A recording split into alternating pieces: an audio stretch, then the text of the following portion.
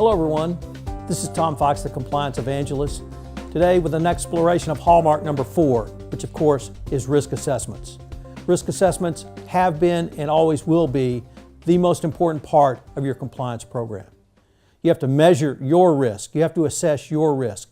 Every Department of Justice and Securities and Exchange Commission formulation asks, have you assessed your risk, and then have you gone on to manage that risk? But I cannot emphasize enough, since at least 1999, the Department of Justice has made clear that risk assessment is the cornerstone of your compliance program.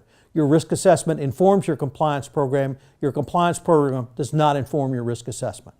So it's critical that you manage and measure your risk. But how do you perform a risk assessment? What are the questions that you should ask? You have to do interviews, you have to do surveys, you have to review documents, you may have to talk to third parties. But what's the basis of this going forward? Since at least the Metcalf and Eddy enforcement action in 1999, the Department of Justice has made clear that the risk assessment is the cornerstone of your compliance program. However, what should you look at? This is a question that bedevils many compliance practitioners today. The Department of Justice has given us 7 areas of inquiry.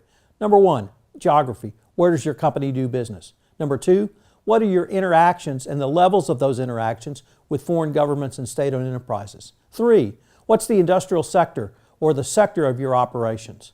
Are you in a business that is highly regulated? Are you in a business where there's lots of government touch points?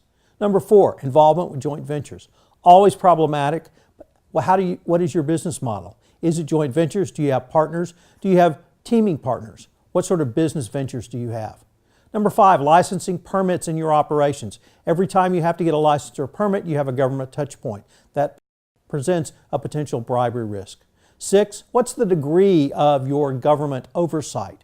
In some industries, such as energy, you have a huge and large amount, but this extends to pharmaceuticals, telecom, and a wide variety of others.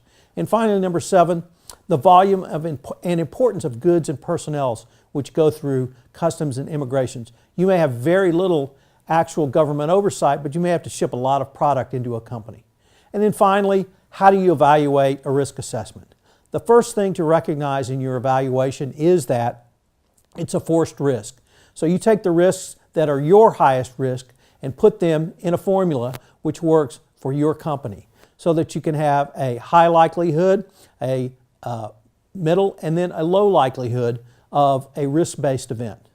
So your evaluation is going to be something the department also looks at. I cannot emphasize enough the importance of the risk assessment going forward.